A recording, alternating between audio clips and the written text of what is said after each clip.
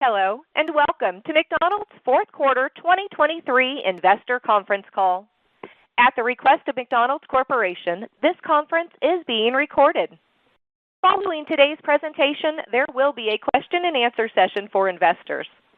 At that time, investors only may ask a question by pressing star one on their touch-tone telephone.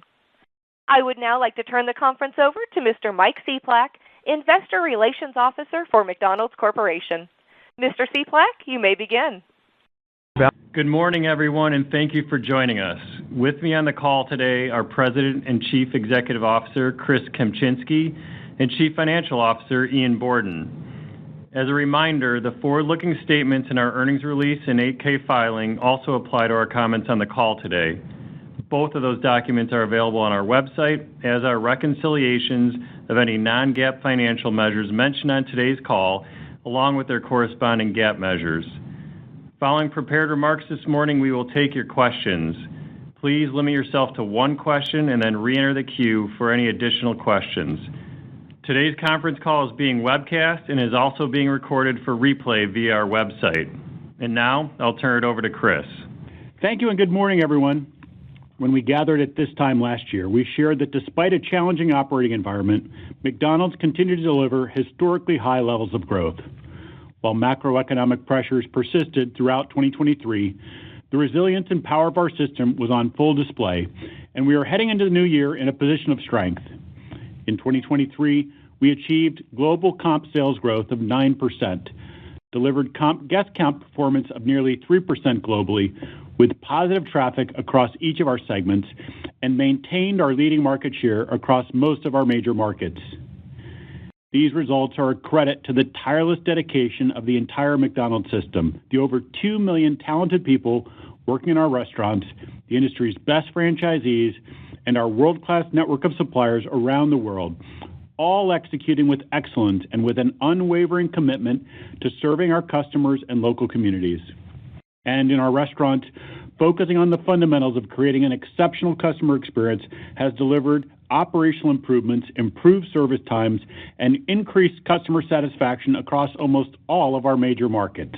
Our Accelerating the Arches strategy is working, fueling over 30% comparable sales growth since 2019, and our MCD growth pillars enable us to remain agile in response to changing customer needs. For example, we've expanded loyalty to 50 markets around the world and reached over $20 billion in annual loyalty system-wide sales in 2023.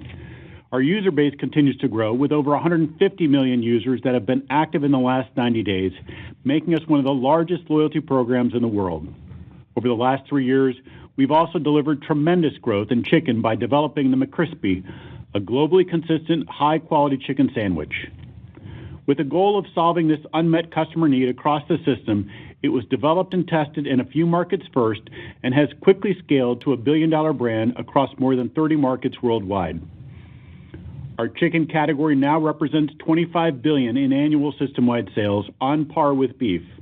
And about a year ago, we formed a new business ventures team designed to operate as an entrepreneurial startup within McDonald's. The team quickly identified an opportunity in a $100 billion category across our top 6 markets that comprise of beverage-led occasions where our core McDonald's business under-indexes. In a little less than a year, the team opened a pilot Cosmix restaurant, and the buzz has been electric. Now let me say this again, we're only talking about a 10-store test. But more than that, we're excited about what this says about our potential to test, learn, and innovate quickly. Each of these examples illustrate our ability to identify opportunities and adopt new ways to surprise and delight our customers.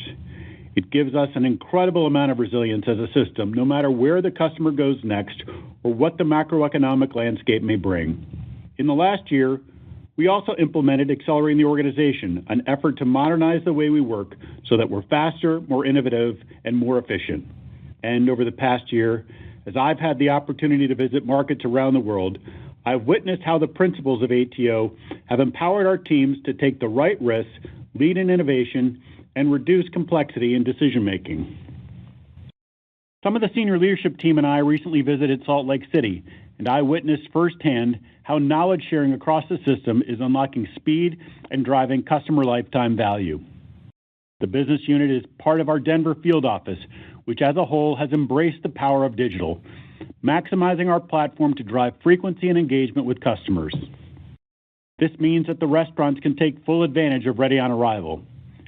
In addition to a national average 60-second reduction in wait times for customers that pick up curbside in our restaurant or higher customer satisfaction in these transactions, Ready on Arrival benefits the crew by giving the right information to the right person in the restaurant to deliver food faster and hotter. As a result, we've reduced complexity and stress in restaurants, and Salt Lake franchisees are driving higher levels of guest count growth and franchisee cash flow. By removing layers between our people and the restaurants and implementing a One McDonald's Way approach, collaborating across the organization is much more intuitive, and teams bring the full breadth of McDonald's resources, skills, and experiences to the forefront when making decisions. And as critical as this power of global scale is to our competitive advantage, at our core, we are a global business that is run by local small business owners that employ thousands within their communities. Since the beginning of our brand's history, McDonald's and our franchisees have been steadfast in the support of our communities in the most challenging times. And whether it was the recent earthquake in Japan, the tragedies that struck Morocco and Hawaii last year, or the war in the Middle East, our focus is on creating a positive impact in the communities we serve. Across the more than 75 markets in our IDL segment, McDonald's is a major employer of local citizens, creating valuable career opportunities for more than 780,000 local employees in both restaurant and office jobs, and at more than 1,000 locally owned suppliers. We're proud to grow that footprint. In 2023, the IDL segment opened an average of 4 new restaurants every single day, creating new jobs for nearly 50,000 people this year alone. And by removing barriers for children who need health care, Ronald McDonald's House Charities help to provide essential services for over 870,000 families across this segment. For the over 130,000 workers in our Europe, Middle East, and Africa business, our number one priority is keeping our people safe. We recognize that families and their communities in the region continue to be tragically impacted by the war, and our thoughts are with them at this time. McDonald's has always been a beacon in our communities around the world, led by local franchisees who work tirelessly to serve and support. The ongoing impact of the war on these franchisees' local businesses is disheartening and ill-founded. As our values state, McDonald's will always proudly open our doors to everyone. Thinking back on 2023, I can't help but feel tremendous pride in the entire McDonald's system. And as we think about our ambitions and the potential that lies ahead, there's never been a better time to be part of brand McDonald's. As I will continue to say, we believe there's still significant runway in our Accelerating the Arches strategy, and we're setting our sights even higher. I'll speak more on the year ahead in a few minutes, but first I'll turn it over to Ian to talk through our Q4 results. Thanks, and good morning, everyone. As Chris mentioned just a few minutes ago, core to Accelerating the Arches strategy is putting the customer at the center of every decision we make, acting with agility in any environment to deliver delicious, feel-good moments at an affordable price each and every day. Our Q4 comp sales performance of over 4% in both the U.S. and IOM segments and over 3% globally remains a direct result of exceptional execution against this strategy, making it clear once again that our business is resilient despite ongoing macro pressures and challenges. As a system, we've navigated countless challenging environments since we first opened our doors in 1955. This past quarter was no exception, and our thoughts remain with the families and communities impacted by the war in the Middle East. As Chris and I have both mentioned before, the war has meaningfully impacted our IDL segment performance, resulting in Q4 comp sales of less than 1%. Despite this, our business model provides stability in our P&L from the negative sales impact in the region. Among the many strategic advantages of McDonald's are our size, scale, and geographic diversity, translating to incredible resilience as a system. We will continue to stay focused on supporting our people and the local communities in which we operate as we work closely with our DL partners in the region. We are extremely proud of the way our system continues to consistently show up for customers in every corner of the world, highlighting time and time again the strength of the McDonald's brand when our system comes together. Providing our customers with affordable options has always been core to our brand, and it's even more important as consumers feel pressure on their spending, particularly the lower-income consumer. We continue to listen to our customers by evolving our value offerings, maintaining strong perceptions in value for money and affordability. Canada, for example, maintained their McMuffin and hot coffee pairing this quarter, providing an affordable bundle during a critical day part and helping to drive market share gains in breakfast. The UK followed a similar playbook by expanding their Savor Meals deals to offer smaller bundles during the morning day part for just a few pounds. Only available through our mobile app, this further cemented McDonald's UK as a destination for great food at great value while contributing to increased loyalty sales. The UK also combined the strength of the McDonald's brand with its proven history of connecting with customers through successful holiday marketing to create festive wins, an elevated in-app experience that leaned into the holiday spirit with a fun and interactive calendar promotion. Through a combination of daily deals, compelling prizes, and exclusive merchandise, festive wins boosted digital engagement to an all-time high for the market and generated 4 million active monthly customers. And in Australia, the market brought back its 30 days, 30 deals promotion, where customers enjoyed a daily deal available exclusive in the My Macca's app. From discounts on our most iconic menu items like the Big Mac, cheeseburger, or our world-famous French fries, to unique meal deals, the promotion drove remarkable engagement and contributed to a record number of active loyalty members in the market. Beyond maintaining an affordable price point, we're constantly elevating the McDonald's experience, enhancing the overall value proposition of the brand. This was evident as many markets offered Monopoly this quarter, leveraging learnings from across the globe to create highly interactive campaigns and once again igniting our fans' love for McDonald's. The Canadian market tapped into global best practices by offering Monopoly with a double peel option for the first time this year.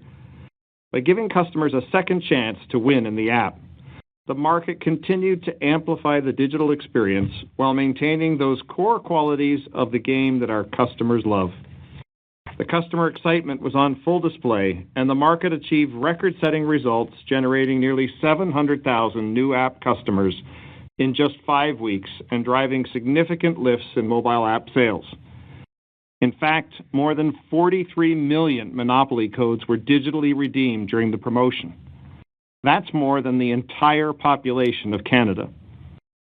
Germany also experienced record-breaking registrations with their Monopoly program by combining iconic peel-off game pieces with the ability to scan to win prizes in the mobile app.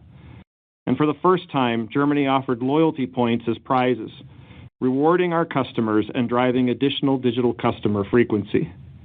And in France, Monopoly drove additional loyalty sales with an interactive redemption experience for our customers.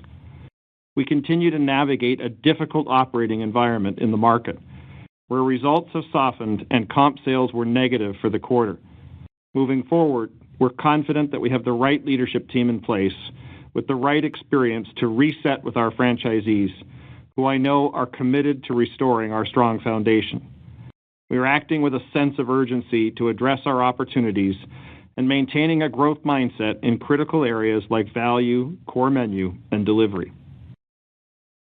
Our One McDonald's Way approach to marketing extends beyond Monopoly as we continue to drive brand strength, building cultural relevance, and connecting with our customers and crew in new and exciting ways.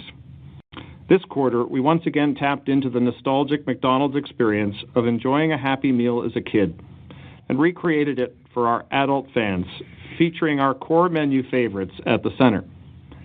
Originally launched in the U.S. in 2022, we brought back the campaign to the market in December, partnering with artist and creator Kerwin Frost and scaling it to 15 additional markets, including Canada. The excitement for the return of this event was evident, driving a significant social media engagement across many of our channels. And by encouraging our customers to trade up with a full margin promotion, we fueled top-line growth with a strong average check lift. In an environment where our customers are looking to familiar favorites, those core menu items have never been more relevant or beloved. At the center of our core menu are an iconic portfolio of brands, $17 billion brands in their own right, including 4 different chicken equities that are each billion-dollar brands. We continued to stay aggressive on chicken this quarter, making further progress towards our ambition of developing a reputation for great chicken. Germany re-hit the McCrispy chicken sandwich with strong results, driving a lift in chicken sandwich sales and building additional customer affinity for the product. And the UK built on its market leadership in chicken by extending the McCrispy brand with a limited-time offering, the McCrispy Smokehouse, combining new and exciting flavors and ingredients with our core chicken offerings. In China, with slowing macroeconomic conditions and consumer confidence near record lows, the market continued to build brand equity by combining our delicious food with culture and community through a collaboration with local streetwear designer Verde.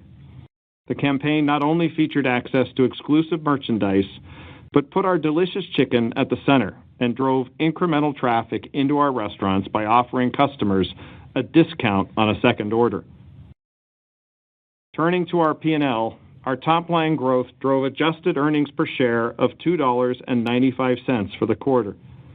This is an increase over the prior year of 11% in constant currencies, excluding current year charges of almost $140 million for write-offs of impaired software no longer in use and charges related to our Accelerating the Arches growth strategy.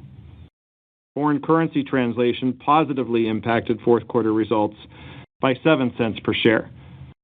For the full year, adjusted operating margin was just over 47%, reflecting higher restaurant margin dollars across all segments.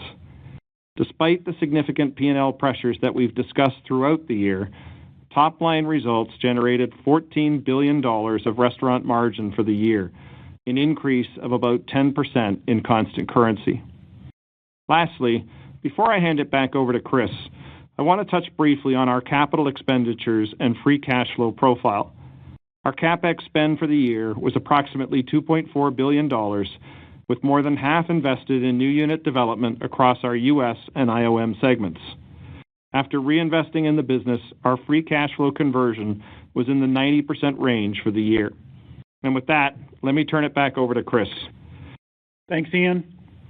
As we look to 2024 with elevated absolute prices and muted consumer confidence, we believe that consumers will continue to be more discriminating with their dollars.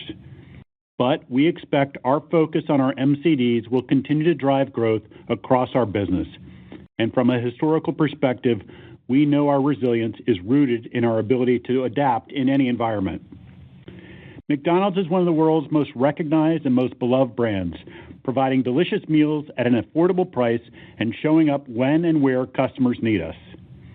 By building a One McDonald's Way approach to marketing and creative excellence, we will continue to scale the best ideas globally through common tools and processes that help us maximize return on investment and that shine a light on what people love about McDonald's. We're creating an environment that embraces bold creative, and we're remaining connected to culture by tapping into the moments, memories, rituals, and behaviors that people have with our brand. And McDonald's position on value is a competitive advantage. With a strategy rooted in customer behaviors and insights, we are optimizing price while limiting customer resistance. As we continue to attract millions of new loyalty members, we can get even smarter with our pricing methodology and tailor our digital offers to our fans, making them even more personalized. Looking ahead, we'll also continue to make our core menu even more enticing. With initiatives like Best Burger, we've made small changes that are adding up to big differences that our customers are really noticing. Best Burger is now deployed across more than 70 markets, including the U.S., and we're excited about the potential for growth as it deploys to nearly all markets by 2026. And as we look to build on our leadership in beef, we're addressing an unmet customer need across markets for larger, high-quality burgers. We're working horizontally across the system to innovate. As we test and learn, we'll be working to understand how the new offering will complement our already established burgers, like the Double QPC or the Big Tasty. We're also excited to further build on our success in chicken by continuing to invest in beloved icons like McNuggets and McChicken, while further scaling emerging favorites like McCrispy and McSpicy. These 4 equities are the building blocks of our growing chicken business, and we see the potential to add another point of chicken share by 2026, in part through an expansion of our McCrispy platform into wraps and tenders. We've made incredible progress across our 4Ds by taking the things our customers love about McDonald's, from convenience to personal connections with our brand, and making them even better. For example, Ready on Arrival will expand across our top 6 markets by the end of 2025. And while we've built one of the largest loyalty programs in the world in just a few years, over 150 million active users today represents only a fraction of our total customers. We aim to reach 250 million active users and $45 billion in annual loyalty system-wide sales by the end of 2027. And as you heard during our investor update, the world's largest restaurant company is planning to grow even faster over the next 4 years. We know our ambition to reach 50,000 restaurants by the end of 2027 is a compelling opportunity, and we've done our homework. We've identified key areas with high population growth and lower store density across both our IOM and U.S. segments, and that's where we're starting. These opportunities before us in the near term are compelling, but as we plan for long-term growth and solidifying McDonald's leadership position, we've introduced 3 new platforms that will become part of Accelerating the Arches to build on our competitive advantages, cement our place in culture, and stay one step ahead of the next generation of digital customers. This includes building one of the largest consumer platforms in the world to attract and retain highly valuable digital and loyalty customers. The easiest and most efficient restaurant operating platform that puts intuitive technology in the hands of our restaurant teams and drives a better experience for both our customers and our crew. And a company platform that unlocks speed and innovation. We believe our biggest opportunity to advance and acquire new customers and build more meaningful customer relationships that result in greater frequency and spending is continuing to aggressively invest in digital and technology as a 3-legged stool. For our customers, we will better leverage the data we have across our loyalty programs to provide targeted offers and personalized experiences, building relationships with the customers that we serve every single day and ensuring that they enjoy a more familiar, consistent experience no matter where they go or how they order. For restaurants, it's investing to put the most intuitive technology in the hands of our restaurant teams that makes their jobs easier and empowers them to provide amazing hospitality while serving hot and accurate orders to customers even faster. And for the company, it is building the systems, processes, and tools that will enable our people to be more efficient and innovate with speed and agility.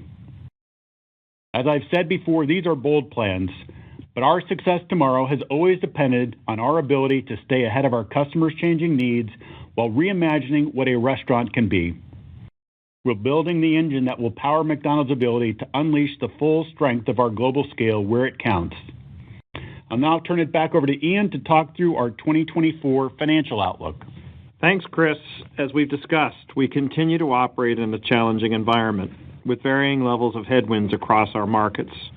Looking ahead to this year, we anticipate these headwinds will continue as the current macro dynamics continue to weigh on both our consumers and our business results, along with the war in the Middle East. As we navigate these ongoing challenges, continuing to execute at the highest level with a laser focus towards growing market share will be critical. It's clear that we've had exceptional success over the last 4 years, with strong, broad-based momentum and global comp sales of over 30% when compared to 2019. It's truly remarkable. But as we've mentioned before, we anticipate 2024 comp sales growth will continue to moderate as we return to a more normalized level of growth, with expectations closer to historical averages of between 3% and 4% in our U.S. and IOM segments. And in IDL, we do not expect to see meaningful improvement until there is a resolution in the Middle East. We expect our net restaurant expansion in 2024, along with restaurants we opened in 2023, will contribute nearly 2% to system-wide sales growth as we begin to accelerate our new unit development and make progress against our target of 50,000 restaurants by 2027. With expectations of moderating sales growth and ongoing inflationary headwinds, we expect our company-operated margin percent will remain pressured in the near term, and we expect the full year 2024 company-operated margin percent will be relatively in line with 2023.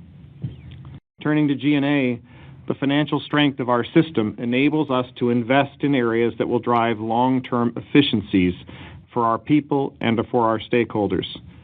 We expect 2024 G&A as a percentage of system-wide sales to be about 2.2%, which reflects elevated investments in technology, digital, and global business services, or GBS.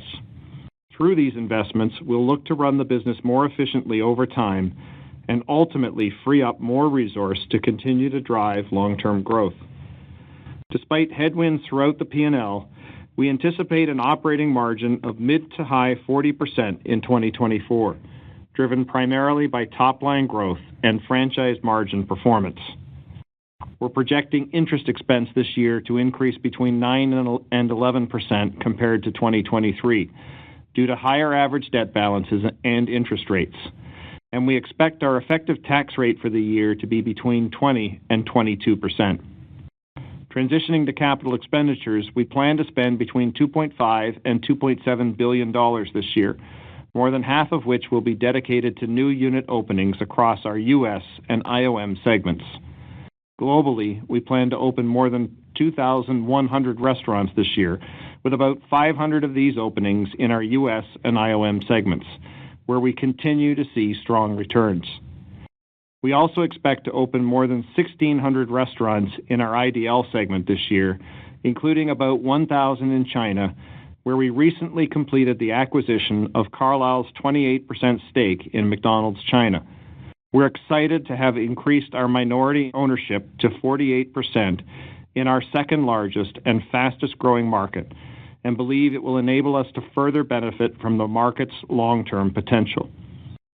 Overall, we anticipate about 4% unit growth driven by more than 1,600 net restaurant additions in 2024.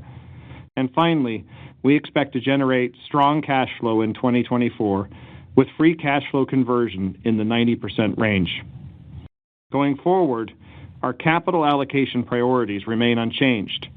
First, investing in the business to drive growth.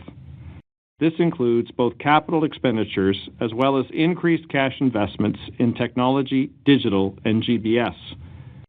Second, returning all remaining free cash flow through dividends and share buybacks over time.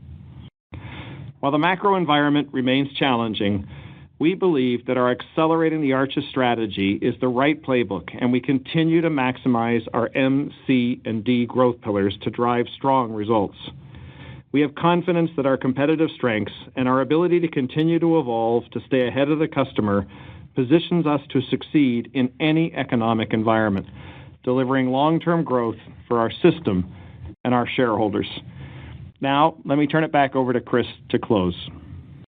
For nearly 70 years, the McDonald's story has been one of growth, a first job for millions, the best franchising opportunity in the world, and a familiar beacon of support for the over 40,000 communities we serve. In fact, our U.S. business generated 1.4 million jobs and contributed $108 billion to the U.S. GDP in the last year alone.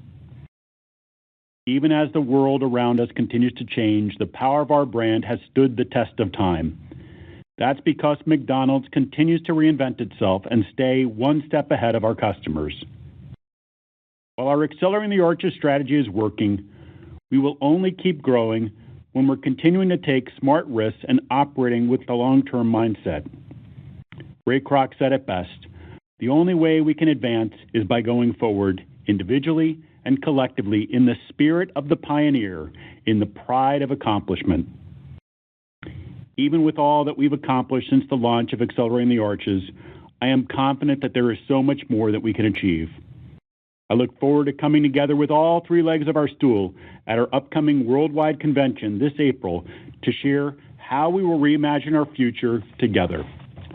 Thank you to our franchisees, suppliers, and employees whose passion and dedication is central to bringing the McDonald's experience to life for our customers each and every day. With that, we'll take questions. Thank you. And as a reminder, if you are an investor and would like to ask a question, please press star followed by the number 1 on your telephone keypad. We ask that you limit yourself to one question and re-queue for any additional questions. Our first question is from David Palmer with Evercore. Thanks. Probably just a two-parter quickly. Do you think that there's any impact from boycotts to IOM results anywhere, even if they're slight? And then separately, the multi-year trends this year have been stable for a lot of the year, basically since the second quarter. I'm really thinking the U.S. Very strong multi-year trends. So there's no shame in these remaining stable. I'm just wondering, if you think that there is a reason for those trends to reaccelerate, or there's a lesson in that.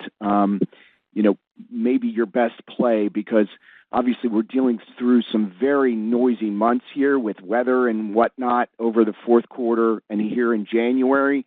So I'm wondering how you're viewing that, with the goal perhaps being that multi-year trend can reaccelerate into 24, and your best play to make that happen. Thank you. Hey, David. It's Chris. Thanks for the questions. First, on your question about the Middle East, obviously the place that we're seeing the most pronounced impact is in the Middle East. We are seeing some impact in other Muslim countries like Malaysia, Indonesia. And then as far as IOM impact, it depends on the country. So in a country, for example, like France, that has a larger Muslim population, we are seeing some impact in France. It depends very much on where the restaurant is located and if it's in a Muslim area. But we are seeing some impact there. And then in other countries, like Spain, like in Italy, we're seeing no impact. So it really depends very much on the country. But as I said, the most pronounced impact that we're seeing is in the Middle East and in Muslim countries like Indonesia and Malaysia. Also, as we said in our prepared remarks, our outlook is, so long as this conflict, this war is going on, we're not making any plans. We're not expecting to see any significant improvement in this. It's a human tragedy, what's going on, and I think that does weigh on brands like ours. Back to your other question about, potentially a reacceleration, as we also said in the prepared remarks, and we also talked about it at Investor Day, we're expecting 2024 to be normalizing comp sales growth in that kind of 3 to 4% range, which is where we've been more historically. So we certainly had great performance over whether you look at it on a 2-year horizon, a 4-year horizon, 30+% on a 4-year horizon, call it 14% or so on a 2-year horizon. So feel great about that. But I think we are moving into a 2024 that's going to look more like what you would have considered a typical year prior to COVID and all the things that have gone on. Our next question is from John Ivankoe with J.P. Morgan.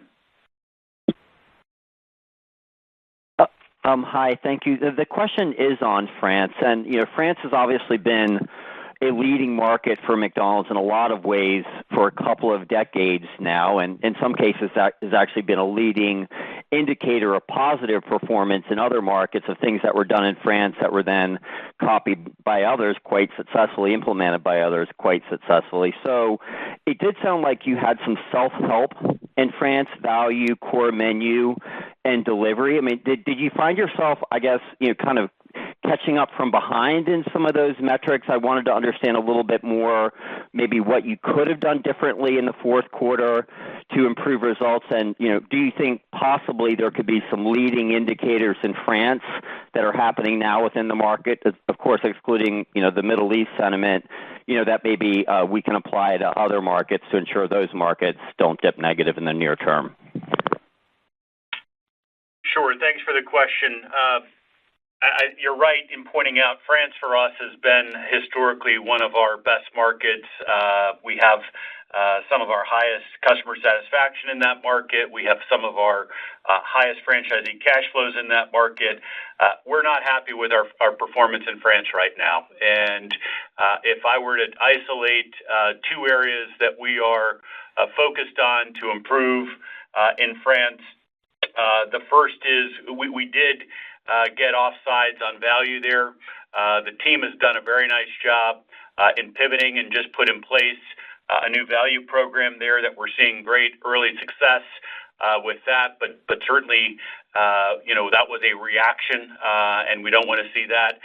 And then second, we continue to have operations opportunities in France, and that's something that we've been having a lot of engagement on with our franchisees. So as I think about IOM, certainly lessons there, but on the positive side, France is certainly our most pressured market right now in France or in IOM, but I also feel very good that we're going to get that business back on track and continue to have the performance that we've become accustomed to in that market over many, many years. And maybe, John, I'll just build on a bit on Chris's comments. I mean, I think two things. One is, as we talked about in our prepared remarks, we've got almost an entirely new leadership team in place in the market, a team that has a tremendous amount of McDonald's business experience, and we have a lot of confidence in that team and the experience they bring, I think, to drive the right catalyst. I think when you have a market that maybe is a little bit off track, what you look to, have you got the right people with the right experience to drive change? And then do you feel like you have clarity of sight to the kind of underlying issues that you need to address? And I think on both of those fronts, we feel good. Obviously, as Chris spoke about, it's going to kind of take a moment to get momentum going back in the right direction. But I know together with our franchisees in France, we're going to be aggressive to kind of go after the opportunities that we exist. And I think we're very, very aligned in how we're approaching that with them. Our next question is from Jeff Bernstein with Barclays. Great. Thank you very much. First question as we think about 2024. First, I just wanted to clarify, I think you mentioned 3 to 4% comps in the U.S. and IOM. I'm not used to seeing such specific guidance, so that's encouraging. But I'm wondering if you could share any thoughts on the components of that between pricing, which we get the sense is easing, versus traffic. And then just more broadly, the operating margin guidance from mid to high 40% range, that's a fairly wide, I guess, 500 basis points or so range. I'm just wondering if you can help narrow or perhaps talk about what would lead margins to be at the upper versus lower end of that wide range. Thank you. Morning, Jeff. It's Ian. So let me take that. I think as we talked about on the comps in our opening remarks, I think, and we've been talking about it, as you know, pretty consistently over the last couple of quarters, as inflation levels have come down, and obviously our pricing broadly is coming down in line with kind of inflation getting back to what I'll call more normal levels. I think that's why we talk about comps kind of getting back to more of that historical norm range of 3 to 4% in both the U.S. and IOM this year. I mean, I think that the only texture I'd give you there is, we had a slower start to the year. I think there are a couple of important reasons for that. Firstly, we had a really strong start to 2023, so obviously we're lapping against that. And then I think you'll remember a year ago we talked about just the abnormally mild weather that we were dealing with as a tailwind benefit in beginning of 23 in both North America and Europe, and so we're obviously working against that as well. And I think if I was to think about the year, I'd think about the back half of the year probably being slightly stronger than probably the front half. Just again, we had an incredibly strong first two quarters of 2023 that we're working against, and I think some of the macro, factors that are going to impact us in 2024 could, I think, be slightly easing towards the back half of this year versus the front half. On op margin, look, I mean, if you go back to 2019, I think we've had a pretty strong demonstration of what we will continue to talk about, which is over time, certainly believe we continue to be able to drive leverage and op margin as we get the strong top-line growth. If you go back to 2019, we were kind of in that 44-ish% range. We ended last year at just over 47%. I think that's a pretty strong proof point of our ability to continue to grow margins as we look forward on a percentage basis. I think obviously as Chris talked about, 2024, we've got some headwinds to work through, but feel really confident about our ability to continue to grow margins over time. Our next question is from David Tarantino with Baird. Hi, good morning. My question's on the impacts you're seeing in the Middle East. I guess two questions. One, could you help to quantify your estimate on how much that impacted your sales in the fourth quarter? And then secondly, could you comment on the health of your franchisees in the areas that have been most impacted and whether you think some temporary assistance will be needed as you move through 2024? Hey, David, it's Chris. I'll do a couple things and then let Ian clean up whatever I miss. But we're not going to get into specific numbers on the Middle East, but suffice to say, as you see in our IDL results, you can infer that the impact is meaningful, as I said also in our employee note at the beginning of this year. And then in terms of health of the franchisees, we're really fortunate in that we have some very strong, very well-capitalized franchisees in the Middle East. But as we have historically done, as we've worked through challenges around the world, you've seen us in partnership with franchisees do things to support them during difficult periods. That sometimes can be deferrals. Sometimes it can be other forms of support. And so those are ongoing conversations that we'll have with our franchisees. We believe that working in partnership with our franchisees and doing things together through good times and bad is the way that we've been successful over time. So it's going to be very much a situation-by-situation approach that we have in the Middle East, but certainly the impact right now is significant. And Ian, I'll pass it off to you for anything else you want to add. Yeah, thanks, Chris. So maybe just a couple of builds to that. I mean, David, you know that as I've talked about before, I think, we've got an incredibly resilient business model. Obviously, if you look back over the last several years, we've had to work through a number of different external challenges, and I think the geographic breadth, the size and scale of our business and our financial strength means, we're in a position of strength to kind of work through any of these challenges, including the one that we're currently facing in the Middle East with the war that's going on. In regards to kind of support for franchisees or DL partners, as I've talked about before, I mean, providing support is part of our business model. It's obviously how we work together with our franchisees when conditions outside of their control warrant support. But when we do that, it's always, as you know, targeted and temporary and designed, obviously, to go to owner-operators or partners who are most in need. I think, as Chris said, we've got some incredibly strong partners in the Middle East. The majority of those partners have been with us for 20 years or more. We've worked through a variety of challenges over the years, and I think we'll continue to be focused on supporting our team members in the region, working with the communities that we do business in, and working closely with the DL partners to get through this together. And I'm very, very confident that we'll do that. Our next question is from Eric Gonzalez with KeyBank. Hi, thanks for the question. I'm wondering maybe if you could comment on China specifically. I know it's not a huge part of your profit today, but you do have some big growth aspirations in that country. So if you could comment on some of the macro challenges that you're seeing and how they're impacting results in that country, and maybe talk about how the brand is positioned to gain share of that market. Thanks. Sure. Well, overall, we had a very good 2023 in China. We were happy with how our business performed in China. We're seeing strong growth there.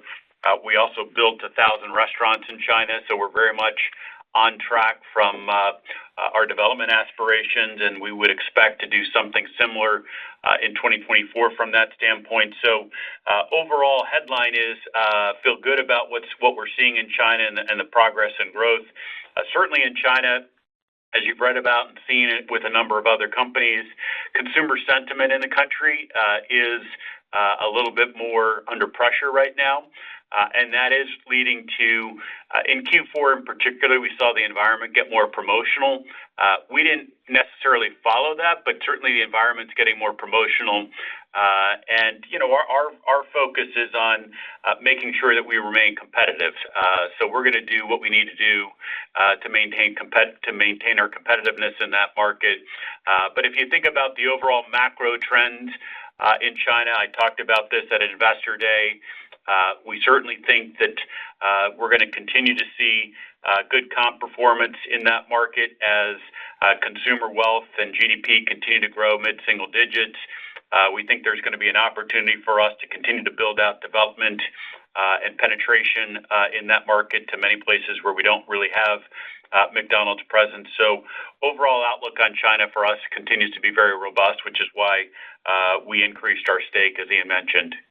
I might just add on a couple of things to Chris. First, I would just acknowledge our team in China. We opened just over 1,000 restaurants in 2023, which was an all-time high for us. And as Chris mentioned, as we talked about in our remarks, we completed the acquisition of the additional 28% to take our stake to 48% at the end of January. And I think we continue to remain really optimistic about the long-term opportunity there and our ability to have an increased stake in that long-term opportunity with that additional stake acquisition. And we're, looking forward to getting that market to 10,000 restaurants by end of 2028, which is, I think, a really important milestone as we look forward. Our next question is from Brian Harbour with Morgan Stanley.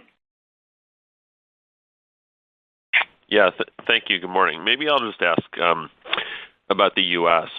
Are you willing to say kind of where pricing was in the fourth quarter and also into the first quarter, and also any color you can provide by day part? I think we've heard some other companies talking more about late night, or if you perhaps have any comments on breakfast recently.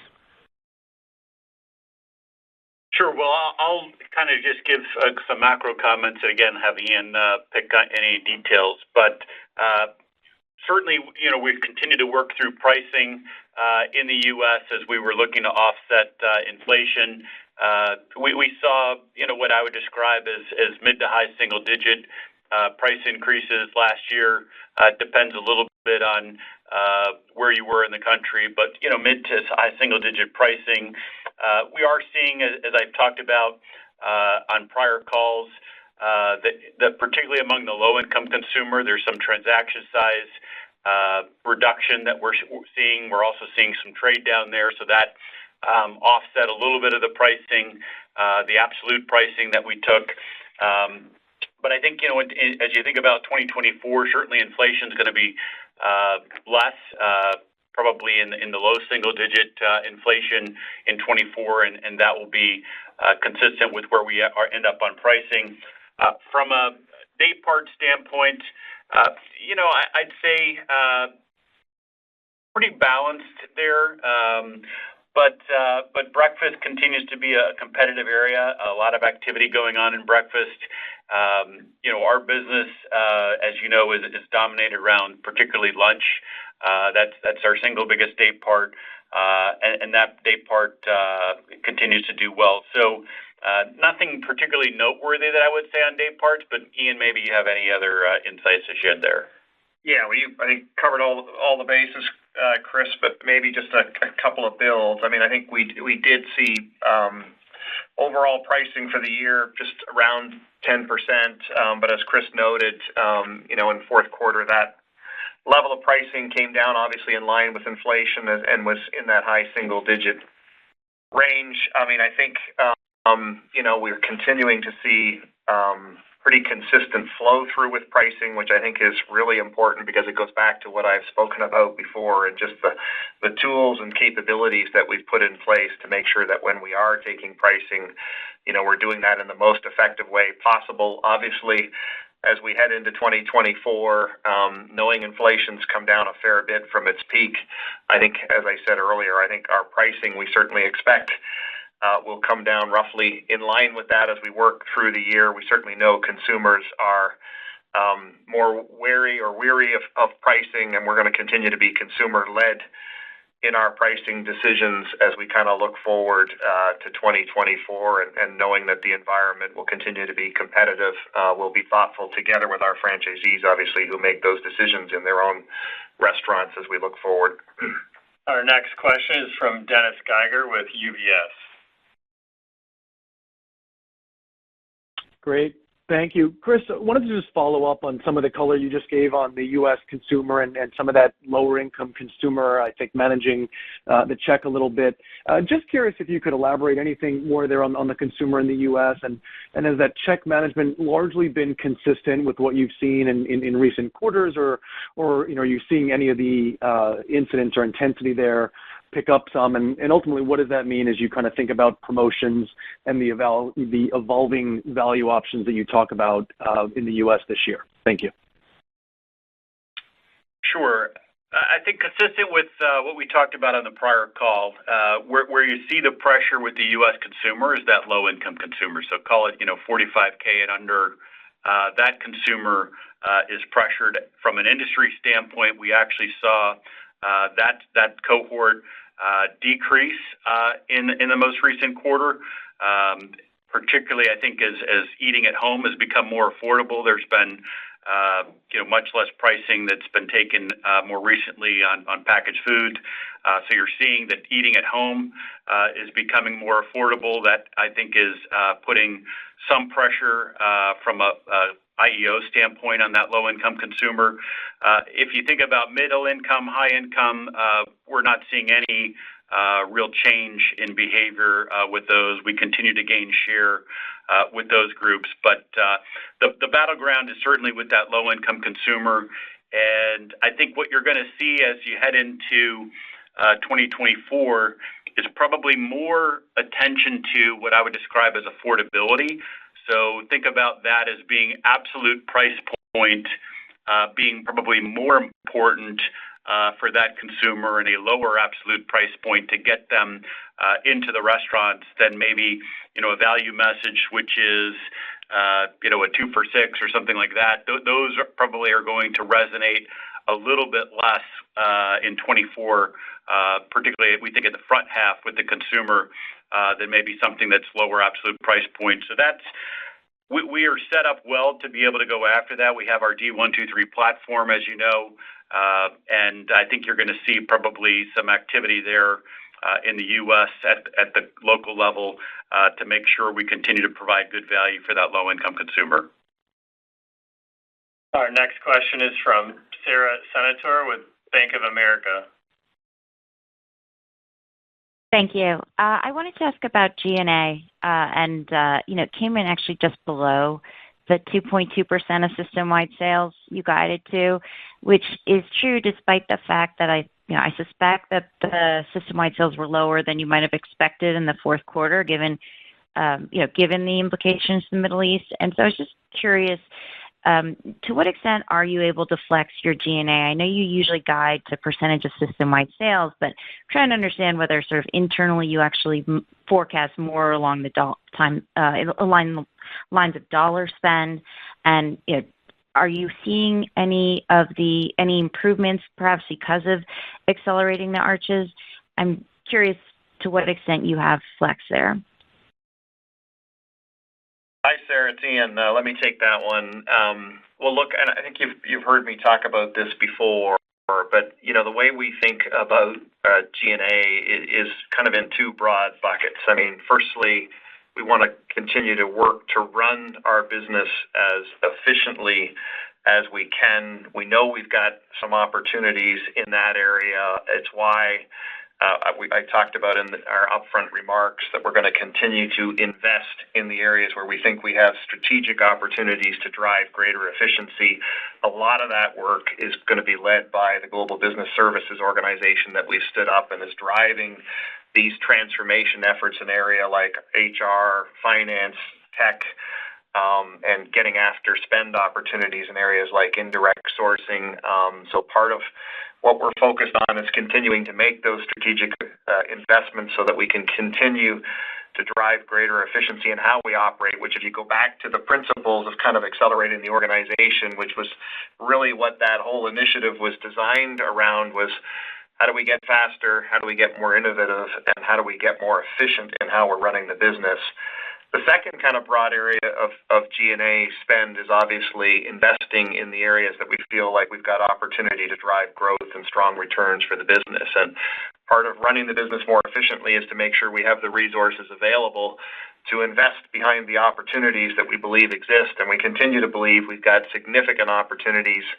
I think we've talked previously to the examples of kind of our tech platforms and digital capabilities where we continue to make significant investment.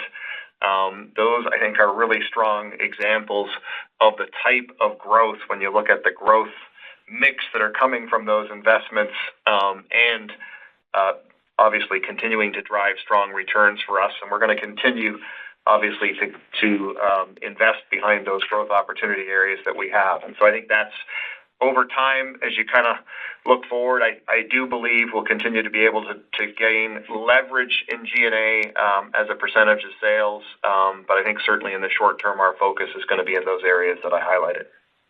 Our next question is from Chris Carroll with RBC.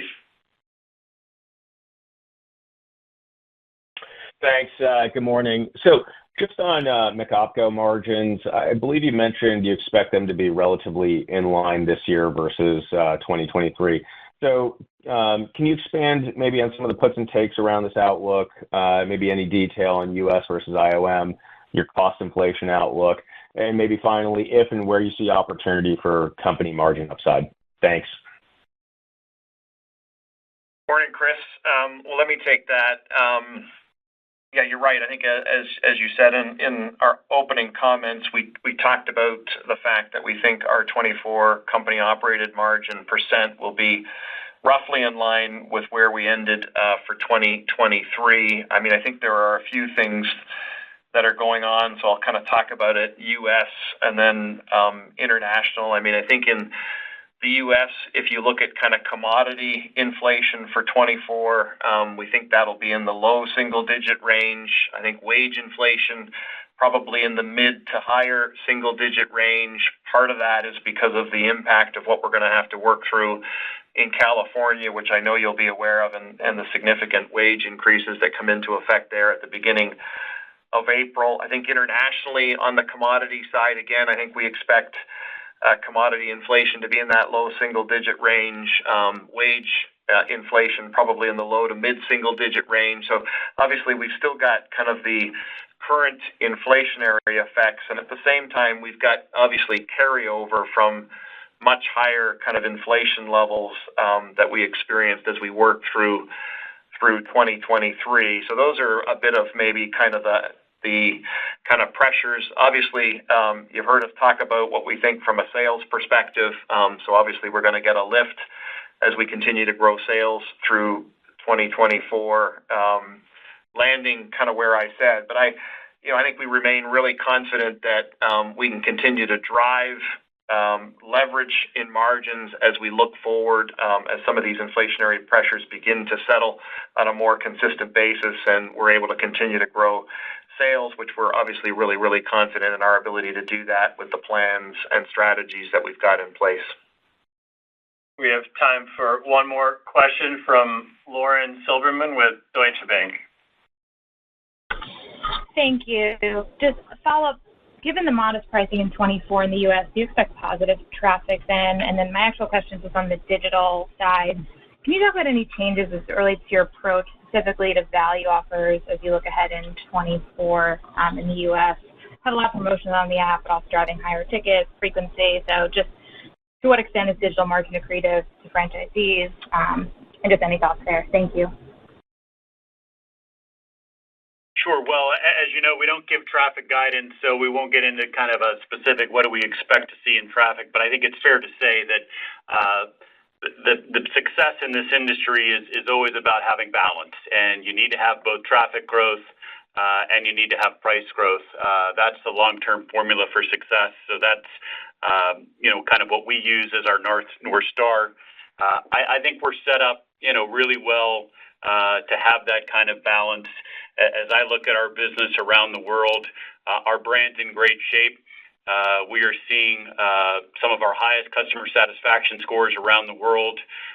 We're seeing our operations in almost every single country around the world get better as we execute our Performance and Customer Excellence program, or PACE as you know it. I think globally in Q4 we saw service times improve by 10 seconds. And we've got very good alignment with our franchisees. In most of our big markets, we're seeing healthy franchisee cash flows. In the U.S., franchisee cash flows were up roughly $35,000 last year, despite all the price headwinds. So I think we're set up well as a business to have that balance right as part of our long-term focus. Okay. Thank you, Chris. Thanks, Ian. Thanks, everyone, for joining. Have a great day. This concludes McDonald's Corporation Investor Call. You may now disconnect and have a great day.